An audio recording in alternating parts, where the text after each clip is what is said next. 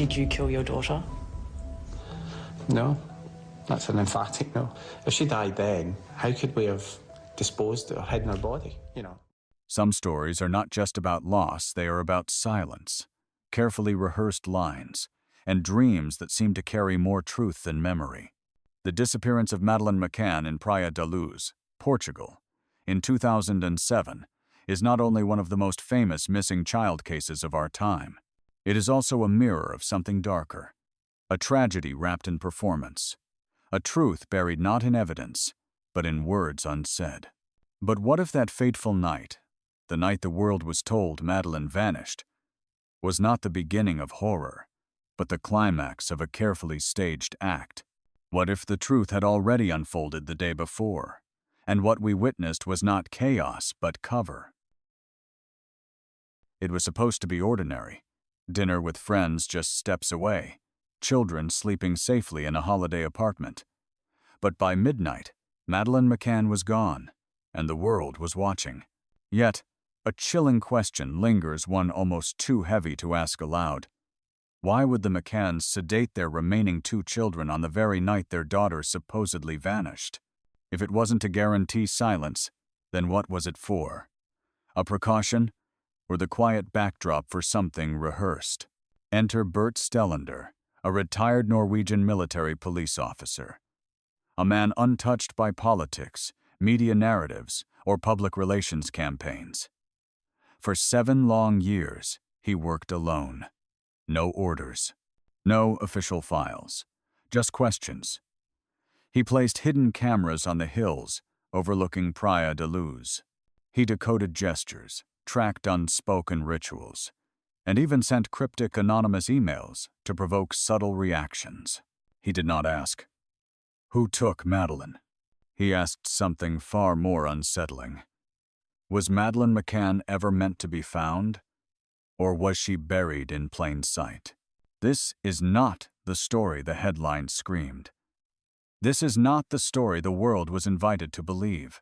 This is the story silence tried to bury, and it begins with a possibility too disturbing to ignore, that the tragedy did not happen on May 3rd at all, but on May 2nd.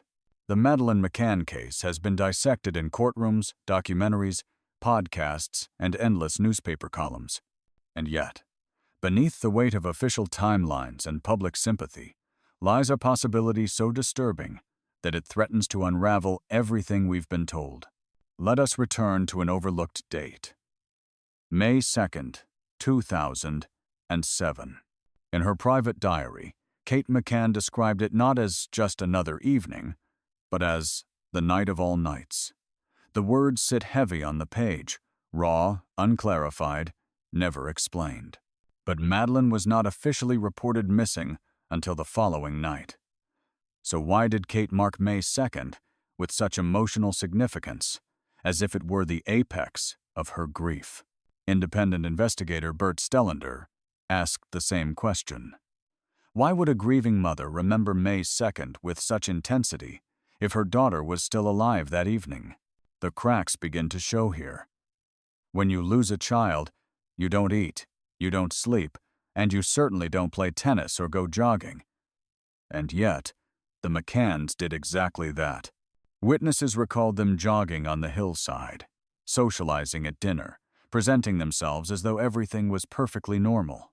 Their friends, the so-called Tapas 7, offered police statements designed to reinforce a precise, repeated timeline, that every half hour, one of them checked on the children, and everything was fine. Until suddenly, it wasn't. But when investigators compared those statements, something felt off. The language was too precise. The details of lighting in the apartment, the children's sleeping positions, even the exact paths taken to check the bedrooms were nearly identical, not just similar rehearsed. Forensic linguists have a term for this: artificial synchronicity. Real memories differ. Manufactured ones echo. And in this case, what echoed was not grief, but performance. As dinner unfolded on the night of May 3rd, the cracks in the McCann story widened. Wait staff at the tapas restaurant noticed something strange. Men leaving the table for 15, 30, even 40 minutes at a time. One dish had to be reheated because a diner was gone too long. Another man returned just as the group was about to leave. This directly contradicted the McCanns' claim that quick, routine checks were made every 15 minutes. The timeline didn't align, and the contradictions only deepened. A bartender recalled seeing a walkie-talkie or sound monitor left on the tapas table. Yet this device was never mentioned in official interviews. If it was simply a baby monitor, why leave it unattended on the table while supposedly checking the children in person? Even more chilling was what happened when Madeleine was declared missing. There was no chaos, no shouting, no frantic hysteria. Just an elderly woman quietly informing the staff that a child had disappeared, while the rest of the group sat in silence. It was as if they had all agreed on how to act, and then failed to react at all. Later, some group members referenced events they could not possibly have witnessed, because they were not even at the table when those events supposedly occurred. This is a classic marker of story contamination, when one version of events is rehearsed and repeated so often that it becomes indistinguishable from the truth, even for those who weren't present. Piece by piece, what looked like a night of routine parenting began to resemble something else entirely. A story too perfect, too aligned, too polished to be real. In the days after Madeleine's disappearance, investigators noted something unsettling about Kate and Gerry McCann. Their behavior did not match what police typically see in grieving parents. Kate, in particular, displayed an uncanny calmness. Her words were polished, her composure unbroken. She spoke not like a mother shattered by loss, but as if she were carefully managing a narrative. To seasoned investigators, that control felt less like strength and more like strategy. Even more striking, her grief aligned seamlessly with Gerry's. Their timelines matched point for point. Their recollections contained no discrepancies, no forgotten details, no contradictions. For parents under unimaginable stress, such flawless synchronicity was not just rare, it was unnatural. Years later, in the introduction to her own book, Kate wrote words that investigators would scrutinize with unease. "There have been many times when I have struggled to keep myself together. I know the truth. We know the truth. And God knows the truth. One day, the truth will out." To experts in statement analysis, this was more than a lament. It was leakage, the involuntary slip of hidden truth beneath rehearsed speech. She was not speaking as a mother demanding justice. She was speaking as someone carrying a secret too heavy to expose. The theory that Madeleine died not on May 3rd, but on May 2nd, began to take on chilling weight. Kate's diary entries from that day overflowed with love, almost as if she were saying goodbye. "My sweetheart, my darling, my love, my companion, I love you more than anything." No such entry exists for May 3rd.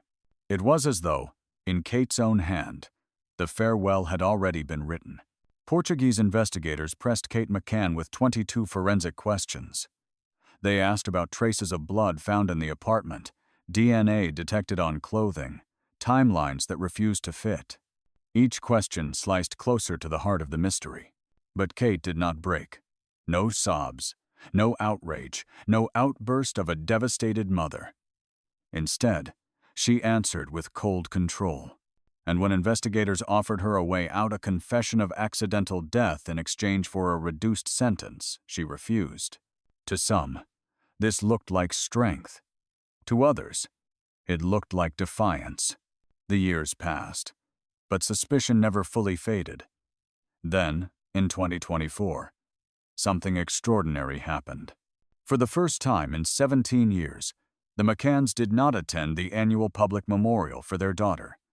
Instead, they vanished, slipping away to an undisclosed location. Coincidence? Perhaps. But the date they chose to disappear was May 2nd, the very day Bert Stellander released his controversial book, arguing that Madeleine had died not on May 3rd, but on May 2nd. The timing was a shadow too sharp to ignore. Even Kate's later writings echoed this strange dissonance. She lashed out not at tragedy, but at judgment. Nobody should judge or criticize. They have no idea how painful it island. But as analysts noted, that was not the language of raw grief. It was the language of defense. And defense, in the absence of accusation, speaks volumes. Sometimes the subconscious betrays us in ways words cannot. In the years after Madeleine's disappearance, a haunting detail emerged. Kate McCann reportedly had a vivid dream. In it, she saw her daughter's lifeless body, buried on a hillside overlooking the sea at Praia da Luz. Many dismissed this as the desperate imagination of a grieving mother, but to Bert Stellander, it was something else entirely, not a metaphor, but a map. In 2016, Stellander moved to the Algarve and began to trace the dream. He wasn't searching for forensic proof, but for emotional residue, the subtle signs grief leaves behind. And in March 2017, he found them. On a secluded hillside east of the Ocean Club, he discovered a heart-shaped ring of stones, a single pink flower, and a wooden letter, M. It did not look random. It looked deliberate. It looked like a shrine. Then came something even more chilling. Stellander's hidden cameras captured Gerry and Kate McCann themselves, quietly returning to that very hillside. Not in running clothes, not with their twins, but alone, solemn, deliberate, and not once but again and again. To Stellander, this was no workout route. This was ritual. In criminology, the phenomenon has a name: romanticizing the grave. Those responsible for a death, whether accidental or intentional, may return compulsively to the site, not to hide evidence, but to feel, to grieve, to rewrite the narrative. Kate's dream, Stellander believed, was not symbolic. It was geographic. And her repeated returns to the site revealed not just longing, but knowledge. The evidence was never forensic. It was behavioral. Over and over, the McCanns returned to what Stellander called Spot One, the hillside marked with stones, flowers, and the letter M. Gerry once tried to dismiss the dream outright. It's not true that Kate dreamed of her being buried somewhere. But no one had even mentioned the word buried at that point. To forensic linguists, this was a textbook case of preemptive denial, when the subconscious blurts out the very thing one is most desperate to conceal. Then came the images no one could ignore. Paparazzi captured Kate jogging alone, clutching a crumpled photo of Madeleine in her hand. No cameras waiting, no reporters nearby, just a mother, carrying her daughter's image up a deserted hill, like a pilgrim making a private offering. This was not exercise. It was ritual. Trail cameras confirmed it. The visits continued year after year, even into 2024. Kate and Gerry were seen walking that hillside quietly, deliberately, without explanation. And that same year, for the first time in nearly 2 decades, they skipped the public remembrance ceremony. Instead, they vanished into secrecy, while Bert Stellander published The Sudden Impulse, his definitive theory that Madeleine had died on May 2nd. Piece by piece, the pattern emerged. The dream, the denials, the shrine, the ritual. One act alone could be coincidence, but together, they formed a mosaic of something far more chilling, an unspoken confession, etched not in words, but in behavior. 25 days after Madeleine's disappearance, when suspicion around witness statements was beginning to stir, the McCanns made a decision that would haunt the case forever. They rented a car, a silver Renault Scenic. At first, it seemed trivial, but to investigators, it became a turning point. 2 British sniffer dogs were brought in. Eddie, a cadaver dog trained to detect the scent of human decomposition, and Keela, a blood detection dog. Both had an impressive history of accuracy. When they entered apartment 5 Amperes, Eddie alerted frantically behind the sofa and inside the parents' bedroom closet. Keela confirmed traces of blood in the living room. But what happened next was devastating. When the dogs were brought to an underground car park in Portimao and allowed to sniff 10 different vehicles, both locked onto the same one, the silver Renault Scenic rented by the McCanns. Eddie barked aggressively, signaling the unmistakable scent of human remains. Hours later, Keela alerted to blood in the luggage compartment. Forensic testing revealed 15 out of 19 DNA markers matched Madeleine McCann. Though experts stopped short of declaring it conclusive, the statistical likelihood was disturbingly high. And yet, the narrative did not change. British media downplayed the findings. The McCanns offered explanations that puzzled even neutral observers. A family member claimed seafood had leaked into the boot: fish, meat, shrimp. That, they insisted, was the source of the smell. But linguistic analysts noticed something strange. When describing the alleged food leak, his language shifted from the vehicle to the car, from past tense to present. Subtle, but telling indicators that the memory might not be genuine, but fabricated. To Stellander, the Renault Scenic was not just a car, it was a silent witness, and it whispered of a terrible secret, moved under the cover of darkness. On the morning of May 2nd, the day before Madeleine was reported missing, a photograph was taken. Two men jogging along a dusty path near the church of Nossa Senhora de Luz, Gerry McCann and his friend David Payne. At first glance, the image seemed harmless, just two holidaymakers on a run. But to Bert Stellander, this photo was something else entirely. It was not exercise. It was a performance. He called it controlled visibility, the act of deliberately showing yourself in a place at a specific time so that, if you return later under different circumstances, no one will question it. What better way to normalize your presence near a potential burial site than to be seen there openly in daylight, dressed for fitness, with company? Weeks later, Gerry wrote in his blog about that exact run. His description was unusually detailed. The winding route, the path past the church, the terrain he called challenging but scenic. He even timed it. 19 minutes. That detail gnawed at Stellander. So he ran the same route himself at a steady pace. His result? 12 minutes. 7 minutes shorter. Not just a discrepancy, but a narrative gap. When someone adds unnecessary detail and inflates a timeline, they are often not recalling memory, but crafting one. To Stellander, this jog was not about fitness. It was rehearsal, a way to establish familiarity with the area in broad daylight, so that a later return under cover of night would seem unremarkable.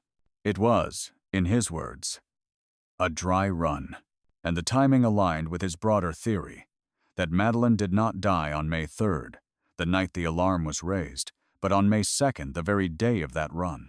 The photograph, once innocent, now looked like a breadcrumb in a carefully staged performance. When Madeleine was reported missing, the McCanns were not alone. With them were 7 close friends, later known as the Tapas 7. Doctors, professionals, people of status, all of whom gave police statements. And for 17 years, not one of them has broken rank. Not one word changed. Not one contradiction admitted. Their unity is absolute. In most investigations, memories drift, details blur, witnesses falter. But here, the testimonies remained almost eerily identical, too polished, too aligned, like dialogue rehearsed for a play. To Stellander, this was not loyalty, it was fear. Fear of losing medical licenses if perjury was exposed. Fear of being complicit if silence turned into complicity. Fear of the domino effect that would follow if even one voice cracked the wall. This is what psychologists call psychological entrapment, when silence itself becomes too heavy to shatter, when the cost of speaking outweighs the burden of knowing. And so, for nearly 2 decades, the Tapas 7 have held their silence. Even as timelines wobble, even as forensic dogs bark, even as diaries and dreams betray more than they should. The result? A case suspended between grief and suspicion. No confession, no trial, no body. Only symbols. A child's toy washed too soon. A blog entry that doesn't add up. A shrine of stones and flowers on a lonely hill. The truth may never come in a courtroom. It may never arrive through headlines or official files. But perhaps it already exists, whispered through rituals, hidden in dreams, betrayed in the smallest slips of language. Because sometimes, silence itself is the loudest evidence of all.